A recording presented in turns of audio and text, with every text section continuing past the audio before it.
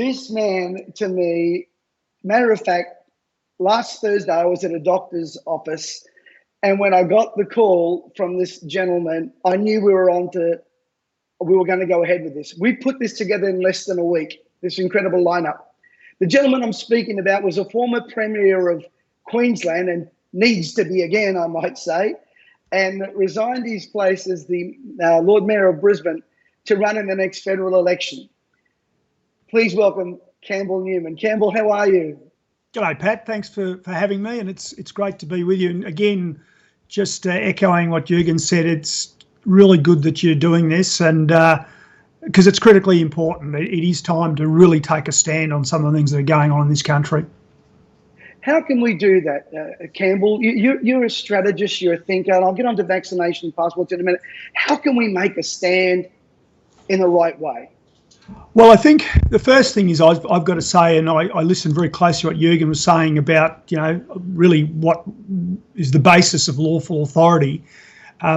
My position is that we have to respect the law. But what we've got a duty to do is we've got to stand up and shout loudly and clearly to all our political representatives when the laws are bad, when the laws are being administered in a way that creates harm, massive harm, when our freedoms are being trampled on, when the education of our kids is being trashed, when businesses, and I'm talking about family businesses who've got every right to earn a living, and families are being ripped apart, we have every right to stand up and shout out. And so that means doing things like this. It means organising our own online protests. It means if lawful protest is going to be permitted, that we work with government to actually go and have our say. That we go to every one of our elected representatives, whether they be members of parliament at a state level or a federal level, or our senators, and we tell them, we write to them, we get on social media and let them know how much angst is out there and how much damage has been caused to this country and our community. Cambell, people are doing that and they don't feel like they're heard, which causes them to react. And as I always said, be respectful. Do it in a peaceful way. Do it in a great spirit. If you do it with the wrong attitude and, you're vomiting on someone, they're not going to want to listen to you. How can they be heard when they feel they're not being heard? What practical advice, who do they write to? And, well, I think it's look, Pat, bluntly, as a former politician and maybe a politician again in the future, it is a numbers game. And, it's like it's the old thing about water on the stone. You just got to keep going and going and going. And so, again, social media, writing the letters and I'll put it, okay, really get into some detail. I mean, if a politician's getting the same form letter, 150 times one sunny morning, they tend to think, it's just a campaign. If they're getting individual contributions from people with a bit of thought, then it starts to make a real difference. The other thing, of course, and it's a big challenge at the moment, is the mainstream media. I mean, I've been appalled at the way, and again, I'm going to be blunt, I think they've become almost the official mouthpiece of governments in the various states and federally. And there doesn't seem to be any critique. There doesn't seem to be any desire to get to the bottom of that. So again, it's get on to the social media of these outlets, ABC, 7, 9, 10, the radio stations, and again, push back hard. Twitter's a sort of a social media platform that really tends to be dominated by people in the left wing, but it is listened to by journalists. Journalists are very active there. Political people are active there.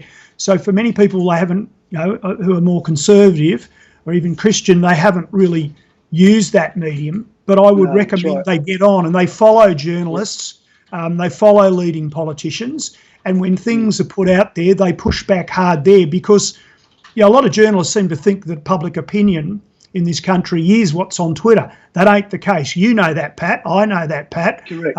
The silent majority who are getting very angry, they're out there. And perhaps that's another way we can actually bring that to the attention of these journos. I want to ask you a question about vaccination passports and where we stand in a second. But what I want to say to everyone, Cambell brilliantly just said it. Don't just send a form letter or a petition. Tell them your story. Your story gives you credibility. Your pain makes you relatable. Watch this. And your experience. Tell them what you're going through, whether it's an adverse reaction, a loss of a job. Don't just send out a form. That's emotionless. And when you tell your story, it becomes very powerful. Cambell, you did a brilliant news piece that I saw on vaccine passports. Tell us, I find these so wrong, and what can we do about it? Perhaps, Pat, can I just segue to that in a moment, but just perhaps giving you a bit of a framework of one thing I've got to say here is, and please excuse me, ladies and gentlemen watching today, I am putting my hand up, and I want to explain for political office, and I just want to quickly explain myself. I'd retired from politics almost 7 years ago, and I was turfed out of office after being Premier of Queensland, and I've been in business for 7 years. I've got a great lifestyle, I've got great clients and terrific business partners, and life is good. But I'm standing again with the Liberal Democrats because I cannot handle and sit by and watch silently with what is going on in the country. So, I cannot help but convey that today. So my team and I have a particular policy on COVID, and this is what it is. It's that there are immediate changes that should be occurring, that we should open the schools, that we should be phasing out lockdowns. There shouldn't be any new lockdowns. And by the way, looking at what's going on in Victoria and New South Wales, there are lockdowns on, and every day more and more cases. The toothpaste has been squeezed out of the tube, and we know that you can't get it back in there. There should be peaceful protests, and people who want to organise protests should be entitled to work with with the police to actually arrange those protests. And then what we're saying, look, vaccines should be available to all, but totally voluntary. And people need to have the opportunity to talk to their doctors, their medical advisor, and make an informed choice. And I'm going to come back to that in a moment when I directly answer your question about passports. We should be winding back the mask mandate. And there are a lot of Australians. I keep hearing different numbers, Pat, but you hear about 40,000 Australians who are overseas. And I never thought an Australian government, or with the connivance of the states, would have our fellow citizens, often in great hardship, locked up overseas in desperate financial circumstances, because I've had the message from them, and won't work hard enough to bring them home. And that's between Scott Morrison and the state and territory first ministers to actually get them home and have appropriate quarantine, but get them home, and that should have happened a year ago. So I just wanted to give you that context, Pat. So the final point is, we believe that by the 4th of December, anybody who's wanted to have a vaccine should have been able to access it, Pat. And on that day, we should open up the state borders, end the QR codes, end the masks, absolutely, get on with our lives, and we have to live with COVID, as you've been saying. Absolutely. So to turn now to your question, because that was important context. But that's a powerful point, Cambell, that you made. Those that wanted it could have had it by November 4th. And again, this is not an anti-vax or pro-vax. If you want it, go get it, knock yourself out. But don't coerce, force, bribe, threaten, and vilify me. Brilliant statement. Absolutely, Pat. And I suppose I start on this subject. Look, there's polling out there, and I don't know how reliable it is, but it supposedly says that 60, 70, 80% of Australians support this. Well, look, I'll just accept that for the purposes of the argument I'm about to make.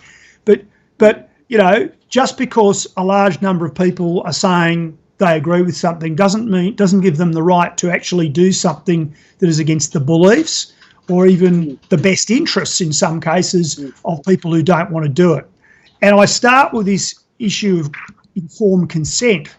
So for those who haven't looked at this, they might want to Google it. And interestingly, you can go to the Victorian Health Department website, even today, mate, and you can see that if you're contemplating if you've got a medical condition and you're contemplating treatment, a doctor has a duty to explain to you your condition, your options, the risks, the benefits, etc., so you can make a decision. And that's informed consent. And you shouldn't, even today, I just can't believe it's still there. On one hand, you've got the Victorian government sort of being draconian and coercing, as others are, but they still are talking about informed consent for medical treatment.